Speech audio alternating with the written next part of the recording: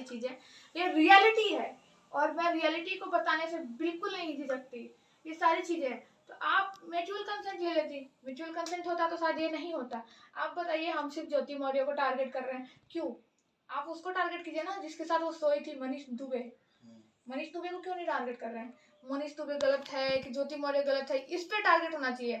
हम इस पे टारगेट कर रहे हैं कि आलोक मौर्य गलत है कि ज्योति मौर्य गलत है, ऐसा क्यों? ज्योति मौर्य गलत है, मैं अभी भी बोलूंगी, क्योंकि उसने जो किया वो बिल्कुल गलत है। और अगर आलोक मौर्य ये कहकर शादी किया कि मैं अधिकारी हूँ, फ्रॉड करके शादी किया, तो ये भी गलत है। बिल्कुल, जो बातें हैं वो मैं कहूंगी। आप किसका साथ देंगे? रूपम एक लॉ स्टूडेंट है, किसका साथ? मैं सच का साथ। आप दोनों में से कौन लड़ता है, कौन सही है?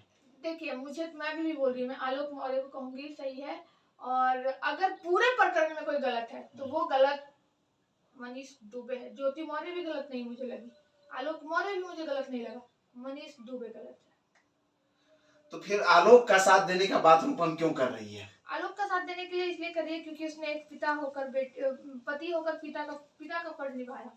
हम अक्सर देखते हैं माँ को फ्रंट पे रखते हैं। क्या बिना पति का या बिना पिता के कोई माँ बन सकता है? इम्पॉसिबल है, इम्पॉसिबल। तो हम ये क्यों भूल जा रहे हैं कि एक पति जो है, आज हमारा जो दुनिया है वो बदल रहा है। कभी ऐसा होता था कि पति जो है वो पढ़ाता नहीं था अपनी पत्नी को, और आज जब पति पढ़ा रहा है तो पत्नियां जो है उसका दुरुपयोग कर रही हैं। ऐसा क्यों? और ना जाने जितने आंकड़े मैंने देखे हैं, जितने मीडिया ट्रायल से मुझे पता चल रहा है, 136 का आंकड़ा निकल रहा है कि पतियों ने अपनी पत्नियों को बुला लिया। ना जाने कौन सा कोर्ट था, वहाँ के वकील सब बोल रहे हैं कि मैं व्यक्तिगत रूप से अपने फ्रेंड्स को बोल रहा हूँ अपनी बीवी को बुला ले। कौन होते हैं आप? कौन होते हैं? क्या एक की वजह से सारी गलत हो गई?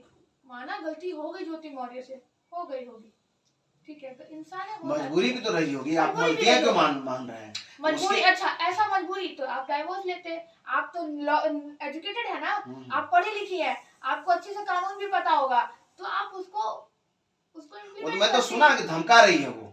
कौन धमका रही? ज्योति मौर्य धमका रही आलोक को। अब बताइए, अभी तो आप बोल रहे थे कि ज्योति मौर्य सही है, और आलोक भी धमका रहा उसको। आलोक का मैं कहीं नहीं सुनी हूँ। हाँ, आलोक का मैं कहीं नहीं सुनी हूँ, लेकिन ज्योति मौर्य का तो सुनी हूँ। अच्छा, सुनिए, उसे कड़ी में बात कर रही हूँ। तो उसमें तो वो कह रही कि जो प्रताड़ना हम हुई है उसका हम जवाब दे रहे हैं, वो पर्सनल बात है हमारा। पर्सनल? अच्छा, अगर आप हमको गाली देंगे और हम आपको चाकू भोंक देंगे तो पर्सनल? कि आपको तुरंत हम आईपीसी के अंदर घसीटेंगे? हाँ, जनरल लॉ जो हम लोगों पे एप्लीकेबल। देखिए, हर किसी का प्राइवेसी है, तो इसका क्या मतलब? इट नॉट मींस कि आप किसी के privacy, okay, right to privacy हमारा राइट है, लेकिन इसका मतलब ये नहीं कि हम अपने प्राइवेसी को मेंटेन करते करते करते किसी को हार्म करेंगे। किसी के लाइफ को अफेक्ट करना हमारा राइट नहीं है। नहीं, वो आप कह रही हैं, वो मान लिया कि ठीक है प्राइवेसी को, लेकिन जिस तरह से आलोक आकर के पब्लिकली कहता है कि हमने पढ़ाया और हमें इसलिए छोड़ दिया, क्योंकि वो प्रताड़ित खुद हो चुका है पुरुष, उसको यहाँ से दुख हुआ, ब्रीच ऑफ ट्रस्ट हुआ, उसका जो ट्रस्ट है वो टूटा, एसडीएम के द्वारा टूटा, तब जाके वो मीडिया में आया। आज उसको नया तो पता चला होगा नहीं, जब वो थक हार गया ना, क्योंकि मर्द की आवाज बहुत कम लोग सुनते हैं।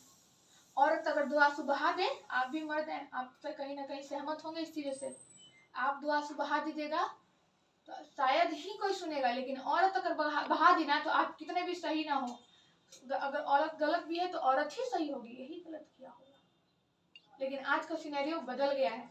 अगर आज के सिनेरियो में मर्द रोता है तो कहीं ना कहीं उसकी भी सुनी जाती है, जैसे मैं सुन रही हूँ, मैं समझ रही हूँ। क्या करेंगी रूपम अगर उसको मौका मिला तो? किसको? अगर मुझे मौका मिला, अगर मेरे पास हुआ है तो मैं देखूंगी। मैं देखिए, मेरा एक, अगर मैं लॉ स्टूडेंट हूँ अभी, और सामाजिक कार्यकर्ता के दौर से मैं समाज की तरफ से जो भी मेरे पास जो भी आएंगे पहले, मैं उनके पक्ष में रहूंगी, जो बात है।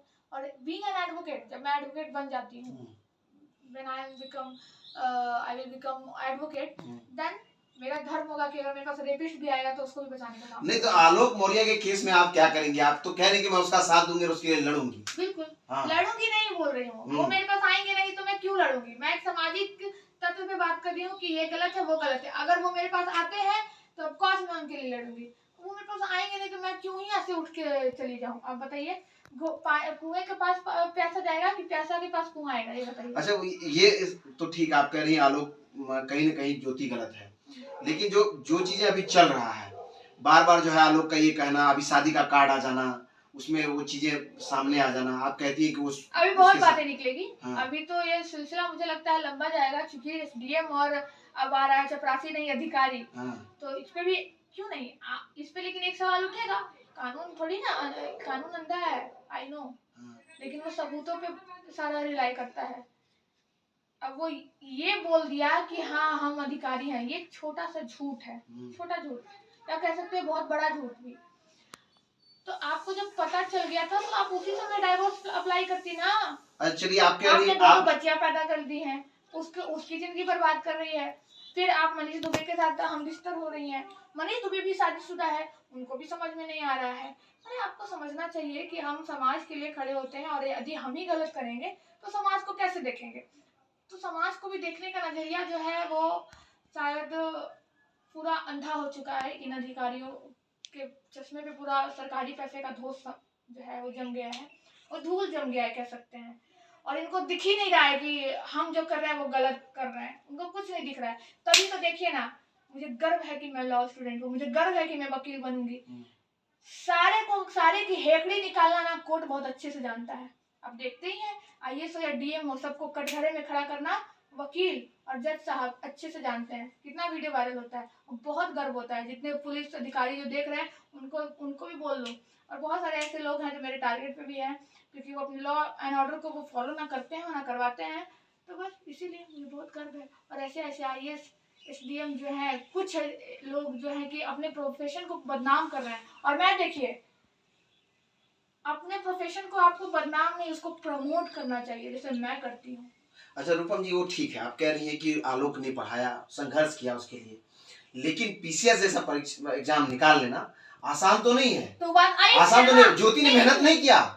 देखिए वही तो मैं बोल रही हूँ, एक महिला, शादीशुदा महिला अगर ये सारा चीज निकाल लेती है ना, सबसे बड़ा हाथ तब एक पति का होता है। अगर उसका कोई मेहनत नहीं है, मैं बता रही हूँ ना, सारा बात बता रही हूँ। मेरी पत्नी भी 18 एग्जाम निकाली है, उनका कोई योगदान नहीं है। अब मैं बता रही हूँ ना, उसका कोई कैलिबर नहीं है, उसका मैं जवाब है मेरे पास। बताइए, सुनिए तो सही, बताइए। आपने अपनी पत्नी को जब माइंड से फ्री किया ना, तब जाके वो क्वालिफाई कर पाई। अगर आप उस पर कब्जा जमा के बैठ लेते कि तुम ये करो वो करो, वो नहीं पढ़ पाती।